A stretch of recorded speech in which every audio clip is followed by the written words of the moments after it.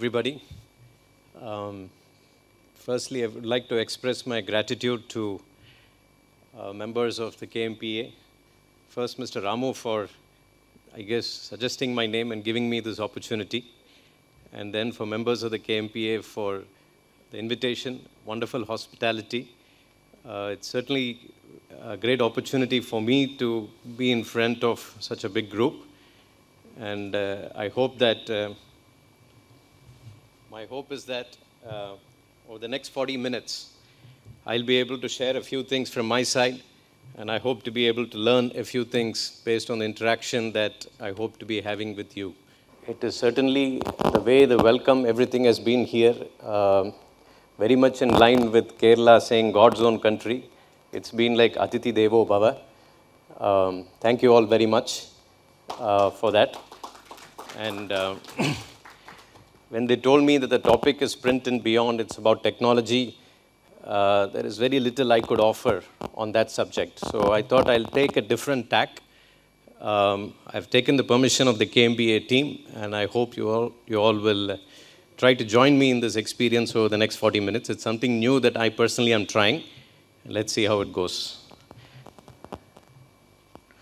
So I represent this company called Sai Packaging. We have operations in Delhi and Bangalore. I'm based out of Bangalore. And I'll start off by sharing Acharya Devo Bhava. Who are the influences for me? A lot of members from the Indian Armed Forces. I listen to a lot of them on YouTube. Have invited some of them for conversations to Sai. The gurus of quality, Demings. I worked at these companies. A lot of people there have influenced my thinking. International Paper, one of the largest paper companies in the world. I used to work in production and shifts.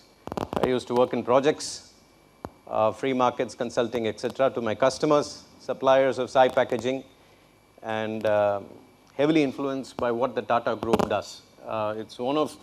It's a very amazing mission, what they write. It's the only company, they say, that actually captures how much are they actually giving back to society.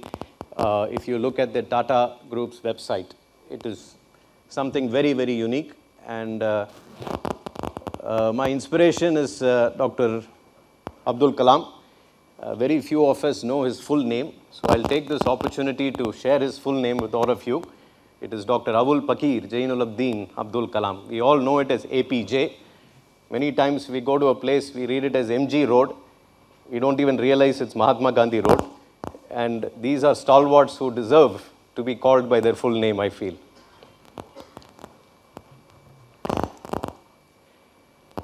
So I've spent some time in manufacturing, especially in India, a little bit in the US, consulting, sales, and all that.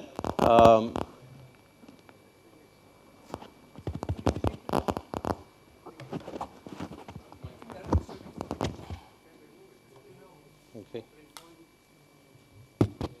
I'll use this. Maybe. And I've been a student of packaging ever since I joined my father-in-law's company, Sai Packaging. It's about 17 plus years and counting. And been a student of leadership ever since I joined work, which is more than 20, I don't know, since 2000, so 24 years and counting.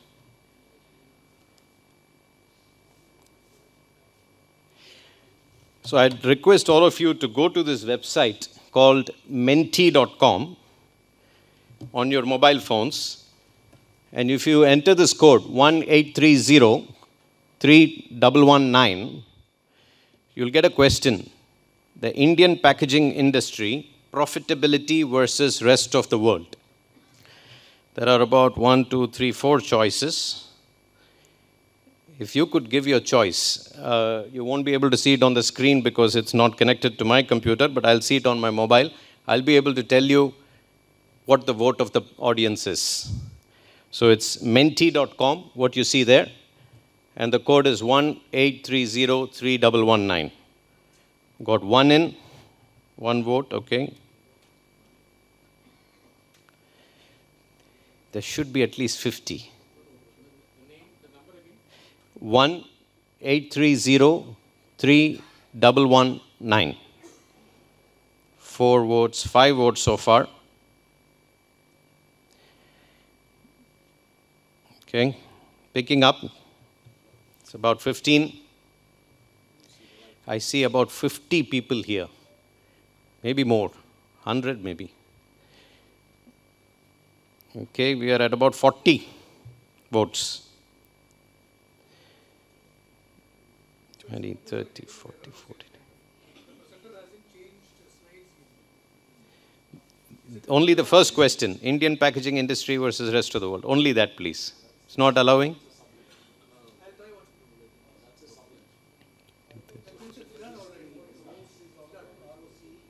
I'll come to that. It's a measure of profitability. It is profitability. ROC is profitability. So 20, 40, 50, 53. Okay. So the options were India packaging industry. And when I say packaging industry, I'm including all types of packaging. It could be labels, it could be cartons, it could be flexible packaging, it could be rigid, it could be corrugated.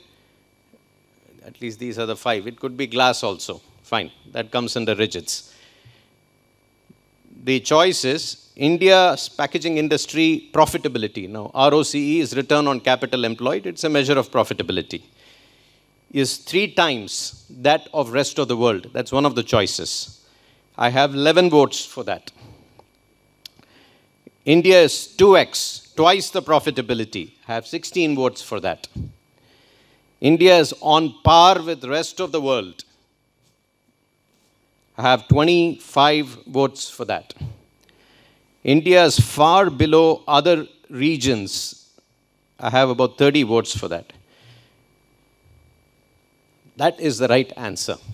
India is far below the profitability in the packaging space compared to any other region in the world. When I say any other region, I don't mean the Western Europe and US and Japan, which we all think of as developed markets, or Singapore. You take Indonesia, you take Pakistan, you take Sri Lanka, you take Bangladesh. You would find that the print entrepreneurs there, the print industry there, in terms of return on capital, is far, far higher.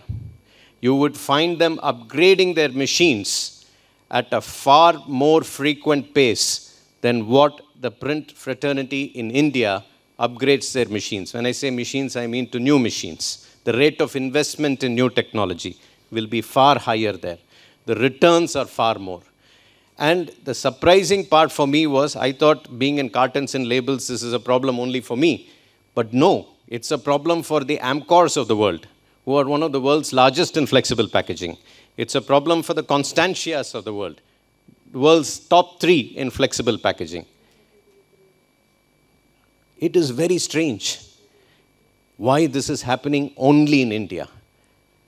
It is very hard for this ratio return to change in the short or the medium term. This is life in India for print entrepreneurs. You have to accept it, and therefore you have to see how to survive within this reality. You're not going to be able to change that.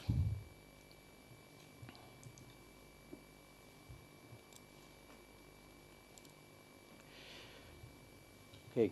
These are some of the concerns that are raised by the promoter, owner of a packaging firm. I'm using packaging as a proxy because that's been my personal experience. Hey, I don't have scale, man. The big guys are really hitting me on price.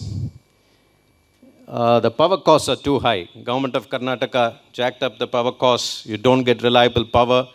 All your machines need UPS. If you don't have UPS, you're going to get a quality error. And with the quality error, it's going to go to your customer. Logistics costs are very high. My big brand owners sometimes ask for just in time. They're not willing to pay for it. Profits are too low. Working hours are too long. The next generation is not really interested in fighting this battle. Have you all faced some of these problems or not? Are they looking like they're from Iceland and not from India? Machines are very expensive, and on top of it, USD and euro rates are high. We buy in euros, we earn in rupees. Not a favorable equation.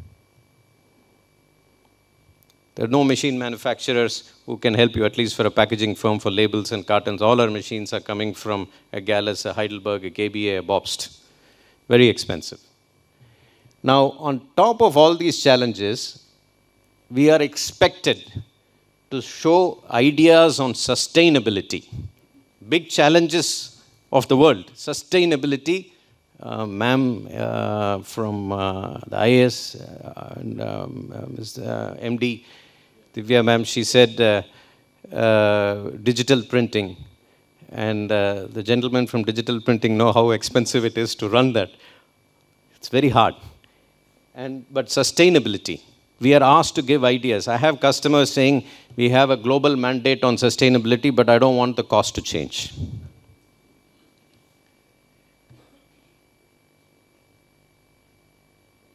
Anti-counterfeit. In India, they say it's a problem, but again, the solutions of Europe and US will not work here. Frugal innovation. Very nice name. I don't know what it means. Drastic innovation. These are all terms that are used in business schools. Be flexible, Arvind, to align with my demand. You know, our market is very, it's changing very fast. You guys cannot be so rigid. Sir, this will take a little bit extra cost here and there. No. Cost cannot change. So, you are challenged on one side with a very low profitability, return on capital. On the other side, the print industry can be a great answer to the employment problem that we talk about in India for the unskilled or semi-skilled. It can be part of the solution. We are expected to be a part of sustainable ideas, cost-effective ideas, but where do you get the human capital to think of these ideas? If you don't get fresh thinking into the company, if you're not able to attract talent, how will you talk to them? How will you engage with these brand owners? Where do you create these ideas from? Can it come only from the MDs and the CEO sitting here? It's very tough. And in this regard, the fact that KMPA is organizing such a beautiful event, despite being in the print and packaging industry, which is a 24/7 job, in itself is a wonder for me.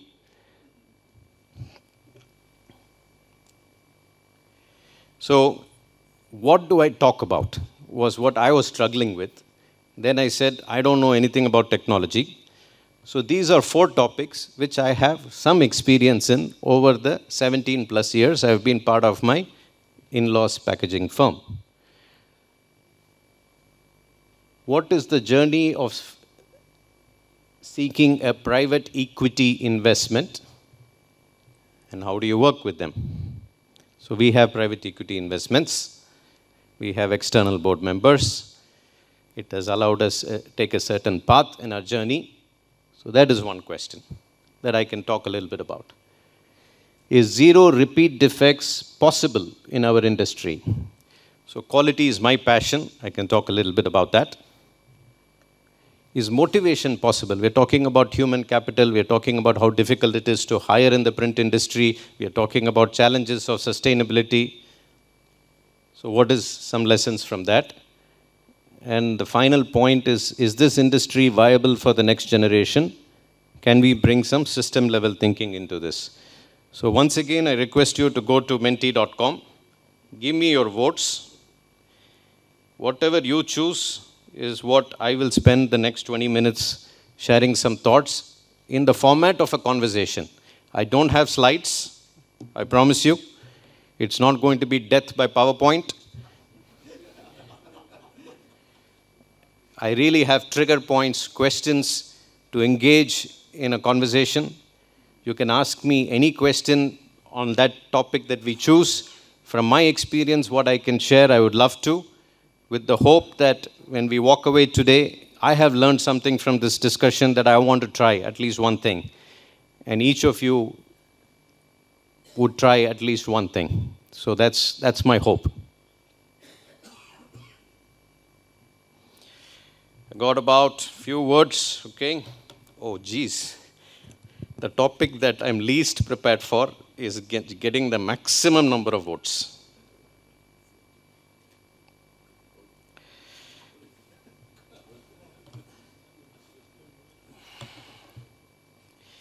Next Gen, topic number 4, has taken 30 and counting. Quality is at 18. Private equity is at 11. Leadership is at 7. Yes, sir? I don't know if it allows you. I don't have the access to that, what you have. I'm only seeing what you all are putting in. No, next gen is 40. I have to talk about what the audience wants. It's not my preference. I've set the ball rolling. I have to walk down this path now. Okay, gentlemen, ladies, it's next gen. Okay.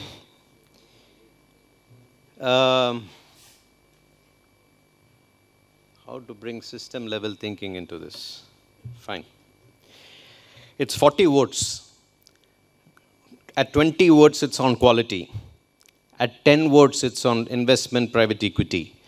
Right about that, it's about leadership journey. So, okay, it's not this. It is not this. It is not this. It is not this.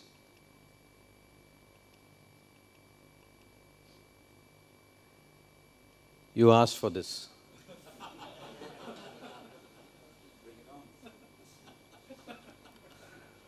This is what you asked for.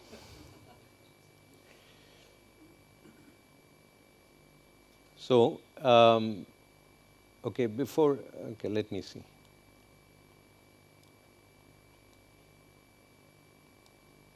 Yeah. Is the industry viable for next generation? Is there a systems thinking that is possible to answer this question? Is that what you all are asking for? The people who said yes? Show of hands, please. 40 people said yes for this. Okay. I'll need somebody to help me on time, please. 10 minutes before. Stop time. Yeah. Why does your company exist in the market versus competition? Mr. Rajiv Bajaj of Bajaj Auto, I treat him as Dronacharya, I'm Ekalavya. Never met him, tried to write to him a few times, never responded. But I read a lot, I listen a lot to him. So he says it's not what you do, it's what your competition allows you to do. Okay? Many times we say this is the value we bring to the market, this is what our unique points is. But we don't go deep enough to really say, why am I different than that person? It's not easy. Now, why does your company exist in the market? So, I can think of 3 reasons. I have not been able to think of a 4th reason, so if I can hear somebody from the audience and say, no, there is a 4th reason, I would love to hear that. We either exist in the market because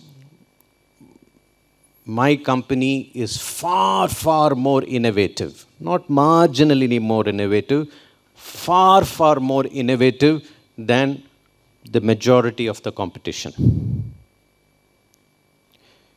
You have to be very honest in this. Are you really far, far more innovative? Do you have evidence? Does a random customer say those words about you? One reason why you may be getting a job. Second reason, I'm the lowest cost producer. I have the scale. I am there in multiple places in the country. So for all the big brand owners, I serve you wherever you want me to. And I have economies of scale. I buy cheaper. I'm the cheapest for you, customer. Hard. 1 and 2, I mean, we can be a jack of all trades. Of Sai in some ways is, but there is an area where Sai lands more heavily than others. So bucket number 1 is on innovation. Bucket number 2 is on scale and cost. Bucket number 3 is on supply chain excellence. So that's your quality, that's your OTIF, supply assurance. Hey, I'm far, far better than the competition. I'm not marginally better. Now, if you say I deliver on time, you should be able to answer the question, yesterday, what was your OTIF score for your dispatches? Are you better than before over the last 3 weeks? Now, if you're not able to answer the question, we may feel that we are better off than competition, but we don't have data to anchor that feeling as either a truth or a feeling, a fact or a feeling. And if the customer doesn't feel it, you don't have that advantage. Now, for Sai Packaging, the way the ship was already there when I joined. We kind of anchored on that side. Certainly, we do a little bit of innovation for a few customers. Certainly, some people may say we have some scale, but the vast majority will say we are better on supply chain than we are on the other two. Now, if that is why we exist in the market, that becomes our strength. And I'll quote who should be a Bharat Ratna, Azim Premji over here. He said, far too much time we spend worrying about our weakness. Forget about it. Unless it is that one weakness that is stopping your organization, focus on your strengths. So if supply chain excellence is the strength for Sai should be spending a lot of time on building that strength. Rather than saying, innovation is my weakness, I'm going to commit a large amount of time and money and energy on innovation. Certainly we do innovation, please don't get me wrong, in a few pockets. Do I do it for 80% of my sales? No, we don't. 80% of our sales, are we the lowest cost producer? No. But for 80% of our sales, am I fighting for that supply chain advantage excellence? Yes. So it starts with understanding that at a much deeper way. Because when you say next gen, by definition, you have a going concern. It has some strengths, it has some weaknesses. You are in the middle of some market, some competition. But putting pen on paper and going deep to answer this question, I believe, in my humble opinion, is the starting point. So I don't know of a fourth. Can you all think of a fourth bucket apart from innovation, cost via scale? I mean, you cannot have cost excellence if you don't have scale. At least I don't know how to have it. Parsons has it. TCPL has it. ITC has it in my industry. Scanum has it in labels. They buy far more inks, far more paper, far more machines than what Sai does. So can any of you please help me think of a fourth bucket when you try to slot your company? I'm sorry? Commitment to what? Commitment to service cost excellence, to be the lowest cost producer, commitment to add value to the customers, to be the most innovative producer, commitment to improve processes, to be the best supply chain partner for your customer. Commitment to what? I'm sorry, sir, not possible. I cannot be a Pragati and a Parsons and a Scanum. Very hard. I don't know of any company that's managed all three. Again, Rajiv Bajaj will say, Mr. Vijay Mallya wanted to be an airline and beer and other things. That is why it failed. If he had stuck to beer, which was doing well, he wouldn't have gotten into the problems that he got into. And I can tell you, as a customer of UB, as a supplier of UB, he had amazing team members. They swore by him. Fantastic talent on the beer side of the business and on the liquor side of the business, which got sold to Diageo, beer side got sold to Heineken. So it is not possible to build excellence on all those three pillars. You have to choose. A Jaguar Land Rover cannot make a Maruti Suzuki, an Alto, not possible. Is there a fourth bucket that I am missing? Please, I'm asking with a genuine humility here because I've spent some time thinking about this and I kind of reached this dead end. So I thought I'll use this opportunity to engage in this conversation with you all.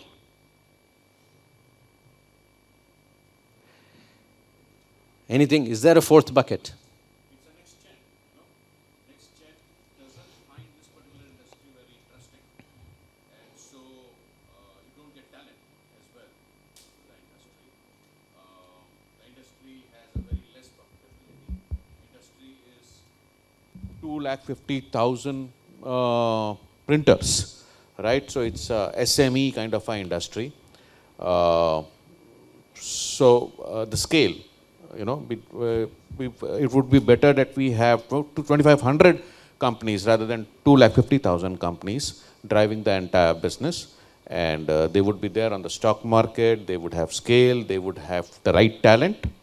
You know, in Bangalore is full of talent, but it's very difficult to get the talent from the printing industry. So perhaps, you know, the fourth bucket could be how we can attract the next gen. If they come in, perhaps they will come out with some new innovations, new solutions to take this industry forward. Thank you for that comment, sir. A big risk we have is in confusing cause and effect. The next gen will not join because there is issues unless we find a solution to that, it's very hard to expect them to join. So, but first assessment is, why do you exist? Now at Sai, for Himalaya, we serve around 5,000 SKUs. So there's a lot of complexity we serve there. But there will be 5 SKUs where I have to fight an ITC or a Parksons on price, ridiculous price.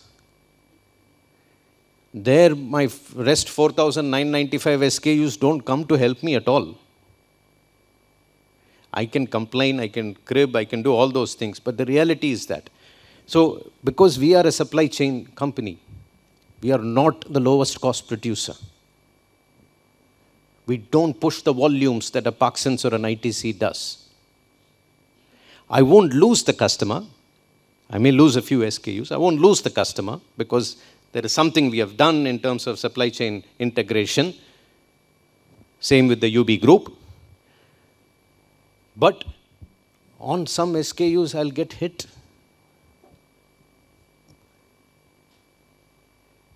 Because I'm there. Now, when I choose to be on that side, I am not spending enough time. I cannot spend enough time on building an innovation that would cover, say, 30%, 50%, 70% of my sale. Because all my energy is going towards the 80% third bucket. I won't have time for that. My team will not have time for that. When I hire people, I am looking at hiring somebody who can serve that part better. Even if I hire a great designer, that person, he or she will feel like a fish out of water. Because that's not the regular conversation that's happening inside the organization. So, to your point, sir, very respectfully, your culture of the organization for each of those 3 pillars will be different. Your behaviors will be different, your conversations will be different, your systems will be different, your measurements will be different. Attitude is important for all 3 pillars. We are not a technology business, we are a people business. I could have served the company, I could have saved one of my customers a line stop 2 weeks back. But yesterday, the line stop that they had because of me has dented my brand image because they've forgotten what happened 2 weeks back. It's a people business. Whether you are on the supply chain excellence side, whether you're on the innovation side, whether you're on the cost-effective service side, it is a people business. Attitude is extremely important. But what that attitude is will be different. An innovator company will try to mold their people in a different way. So I would like to add,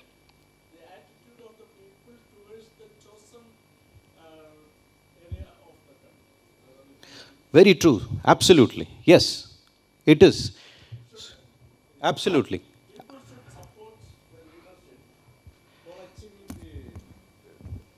People should support the leadership for achieving the aim of the company, right? Yes, yes. And when I talk to my, no, I can't talk to my guru, Dr. Edward Demings, but if I try to have a mental conversation with Edward Demings, in the organizational chart, Edward Demings inverts it.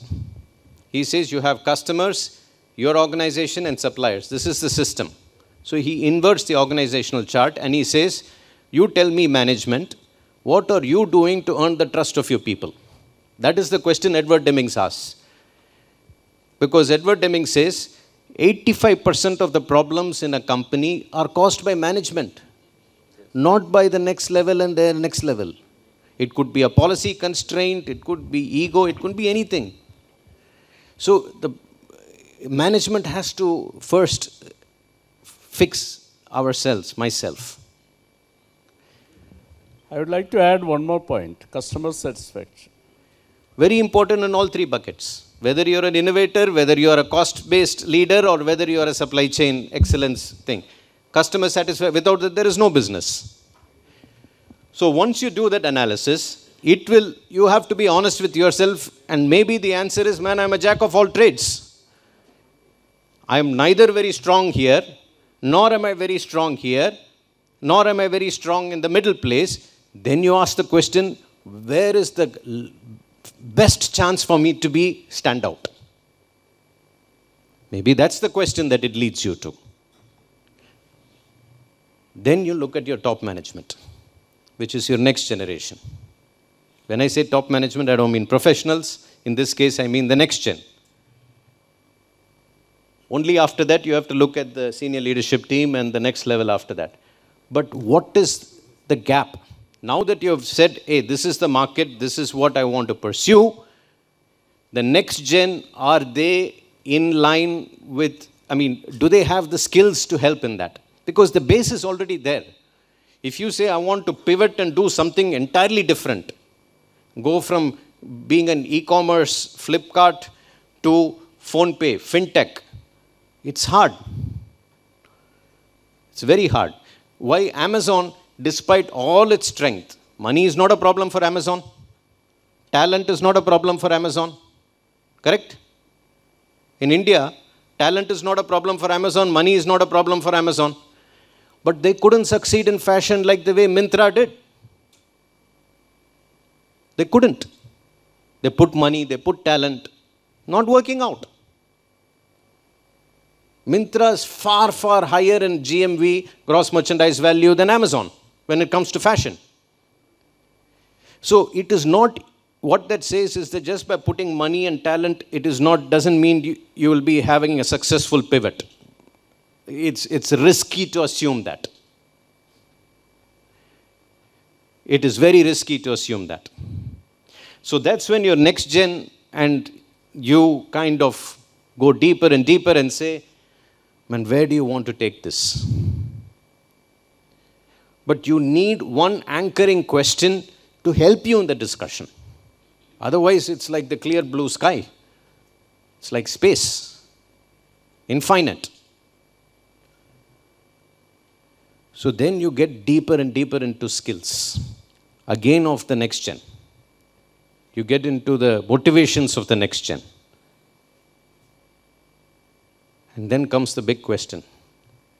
Does the next gen, yeah, all this is good, I have a business, I can take it forward. Do I have the ambition? Do I really, really have the ambition that my father or mother did? Do. To give you an example, my father-in-law, Mr. Vijay Raghavan, chairman of SAI, started the company when he was 45 with 2 young daughters. I am married to his first daughter. I am 50. I cannot imagine myself 5 years back trying to start a company. I don't have that ambition. He had it. Huge respect. So the other mistake that happens is this. So the next gen comes in. Say you do all this, the next gen comes in. So when I joined Sai was top line of around 30 or 35 crores, 2006, late 2006. March 2007, we were probably 30 crores. Last year, we finished at 260 odd crores. Never should the next gen make the mistake of thinking, hey, I have done better. Please. It's very, very hard to start from scratch. It is far easier to build on a platform that has been given.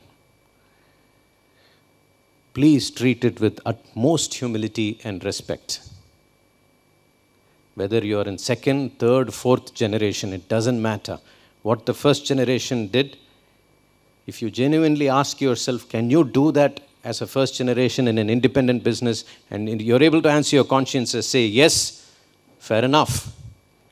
I couldn't.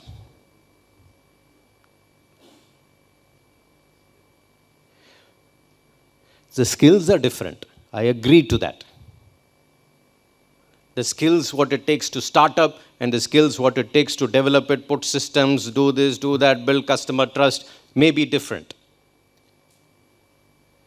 But let this magnitude of this change not fool ourselves into thinking that we have done something better than the previous gen. I'm sorry, at least I don't agree with that. So this requires an honest assessment of the ambition of the next gen. I don't think we spend enough time probing that deep enough. We, as parents, we may take it for granted. As children, they may take it for granted. It's not good for the future.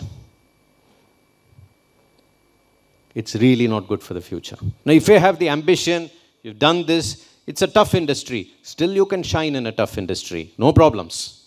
It is possible. I believe it should be possible. But if you have not answered the questions, and you're somewhere in the middle, the organization is kind of confused, but not accepting that it is confused, it will lead to family challenges. It will lead to dissatisfaction. Many times it's helpful to have an external member whom you trust to help you facilitate this process of discussion and discovery. It's a process of discovery. Sometimes the next gen would not like to even hear that if the father or the mother has brought in an external party. They may not. They'll say, that's your chain of trust. My chain of trust is something else. How do you handle that conflict? Do we, as the previous gen, have the comfort? Do we have the courage to say, okay, let's look through this path. Let us also explore your chain of trust and your path. Then we have more information to make a decision. Do we have the courage to do that? Do we take the time to do that? So I'll give you a story of Autojohn Packaging. I don't know how I'm doing on time. So Autojohn is a French company. They're about €1 billion or more right now. The owner of the company is a guy by the name Jean Autojohn. They started off in France. Now they are very, very big all over Europe. They have acquired in South Korea. They have acquired companies, and they've grown only by acquisition. His children are not in the business. Family is very wealthy because the business is done well. He has made, 35, 40 acquisitions. And in every acquisition, his strength has been to let the promoters of that company continue. Even if that next gen of that company didn't come in, it was okay. But then there were professionals in that company. He has managed this beautifully to grow from what, again, he also had to grow from zero. He also had to start from zero. He is at €1 billion plus. Handling diverse cultures like Korea. In Europe itself, we know the cultures are quite diverse, right? France, You talk to a German guy, he will not say good things about the French. French will not say good things about German, Spanish. But they do that. They've been very successful. He knows his is in the innovation side. He will not have long runs, but he will do a lot of innovation. When I was able to study him, he had answered that question, which pillar I am in, which bucket I am in. If I look at CCL labels, on the label side, they started off small. Today, I don't know how many factories they run. They've acquired so many companies. In India, the acquisition didn't work out, but in every other geography, they've had very successful acquisitions where they've let the acquired promoter continue. They've achieved scale.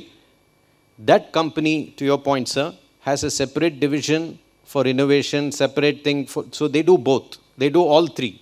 They have supply chain excellence, they have this, but not in the same factory. The factory that is very innovative will be different than a factory that is very, very cost effective. They've segregated it like that. It is not mixing, from my study at least. Very hard to achieve. They're the largest label company in the world. All for labels. So they also trying to do a similar thing.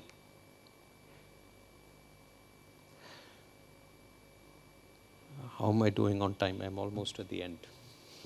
5 minutes more. So since this topic came up as the topic of discussion, I was forced to choose this. I was least prepared for this.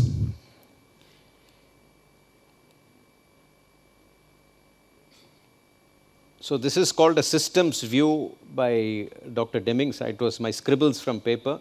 Sir, I have a question for you. Yes. So, how do we convince the first generation, very successful first generation people, when I get inside the thing, how do we convince them that it is equally important? It is equally important to stay updated with the current trends and technology. How do I convince the previous generation to stay updated with trends in technology? Yeah. Is that your question, ma'am? Yes. Is it I feel like it's equally important to be currently updated with the technology. Can you give me a deeper example, ma'am? A more specific example? I mean, with the digital marketing and AI, everything has intervened. But yeah, the first generation is really successful with all due respect. But sometimes I feel like it is equally important to be updated with the technology to keep things moving forward. Ma'am, for me, when I face a problem like this, right? Okay. I start by putting pen on paper to say, what is bringing us success today? And what is it that we are trying to build or get success using digital marketing or whatever as a tool? Digital marketing is at the end of the day a tool, but it's a tool to achieve what? That answering for what, if you spend time on debating, discussing, researching that question with a white sheet of paper, once you answer that question, the tool will fall in place, is my humble opinion. We focus on the tool, including me, rather than on the cause. The tool is the effect. What is the cause? What is the problem I'm really trying to solve? Is it to use this digital marketing as a tool? No. I'm trying to solve something for the business, for the customer. What is that problem that is not getting solved today? Can we put pen on paper on that? So I don't have an answer, but I've given a question.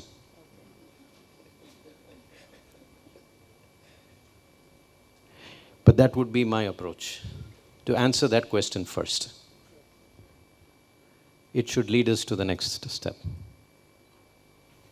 So Dr. Edward Demings, so in the world there are only two systems, two recognized awards, globally recognized awards of quality that I've come across, once again. One is called the Malcolm Bridge National Quality Award, given in the US, recognized world over. and the second one is called the Demings Award, given in Japan. The strange thing here is that Japan is giving an award on the Dr. Edward Demings, who is an American. So the story behind this guy is that after the Second World War, this guy was a PhD in statistics in the US. America was sending people to Japan to help them reconstruct. So they sent Dr. Edward Demings. And he was a student of a statistician called Walter Shewhart. So whatever you hear about Six Sigma and all that started at Walter Shewhart's time. He was a student of Walter Shewhart. And he went to Japan. Taiichi Ohno, Toyota was there, and they all became the gurus of quality. When it says quality, it is not about just product quality, it's about organizational quality. And then he came up with some principles of management, not of quality management system, but of management, that he says, man, you have to treat it like a system. Don't treat it like Excel 75 machine. It is part of a system. How are you defining that system? You have to understand variation. If you go and fight every single variation, you will not make any improvement. Understand what is the stability level of your system through statistical analysis. So it's called an X-bar chart. Not difficult. Well, I can't say that. I have struggled to implement it at SAI. The chart itself is easy, but getting people to want to do it has been a challenge for me. I have only one person who's willing to do it and who's willing to discuss with me in a company of 600 people. Theory of knowledge. This I found very interesting because, can I take 5 more minutes? Is it okay with you all? So, theory of knowledge is very interesting. So, when I joined SAI Packaging 17 plus years back, I had people who have grown up in printing whom I was interfacing. So they all looked at me and said, what the hell does this guy know, man? He has come from the US, guy has not even worked in India. What does this guy know? So we went through press standardization exercise, supported by Mr. Hari Babu. Sir was there from Heidelberg at that time, and Satish Nayak and all was there. That is the first time I heard Hari Babu told me from Heidelberg, ex-Heidelberg, that printing is mathematics. Because until then, everybody was telling me, this guy is a better operator, this guy will not do it, that guy. It was treated like a Picasso painting. I said, man, how will the business run like this, man? If everybody does it differently, if everybody operator is so critical, then he should be the CEO, no? Why are somebody else the CEO? So then, first time somebody told me, sir, printing is mathematics. Then Edward Deming says, man, if you're really so experienced, if you're genuinely so experienced, can you predict the performance of your system? You make a change on the system, your system will react like this. Can you predict it? If you can predict it, you are experienced. Your experience is adding value. It is the wisdom of experience. Otherwise, it is the arrogance of experience. I have 25 years experience. You have to take what I'm saying. Why? So a lot of us do blind experimentation. Now, Demings teaches us how to design the right experiments so that you don't do blind experimentation. My 17 years, 99% of experiments done at SAI Packaging before Deming's thinking came were blind experiments. Still happens. Root cause analysis. I look at it and say, man, what the hell, man? What is this? If you do a root cause analysis, you will say, this is my root cause. Yes. If you dial up your root cause, your error should increase. If you dial down your root cause, your error should reduce. If you cannot prove that, your root cause is wrong. It's not easy to achieve that level of understanding. So that's the theory of knowledge and psychology of people. He hates performance reviews, he hates KPIs as a way to reward people because it's against teamwork. Genuinely, I find this, most of the time, my time in serving a customer goes in solving some interfunctional issues they have at the customer rather than genuine value addition. then we are asked to give sustainable ideas, cost-effective ideas, anti-counterfeit ideas. Where is the time for all that? I don't know. So these are the paradoxes that I grapple with. I've taken a lot of your time. Thank you for your patience. Gratitude to Ramu sir, KMPA, all of you, to giving me a chance to come here and share some thoughts. I have nothing more to say.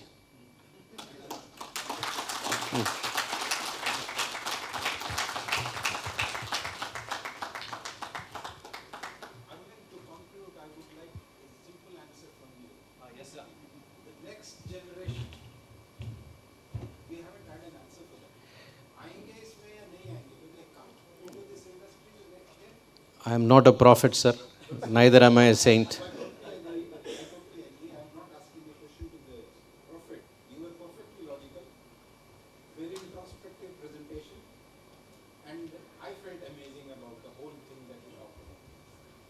Thank you, sir.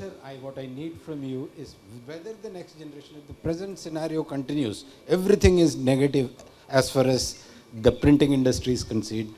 The innovation, the price cost of the product being provided by your competitor, and moreover, the entire scenario that I heard from you seemed to be on the negative side. But okay, I'm sorry about that. just a minute, let me just finish.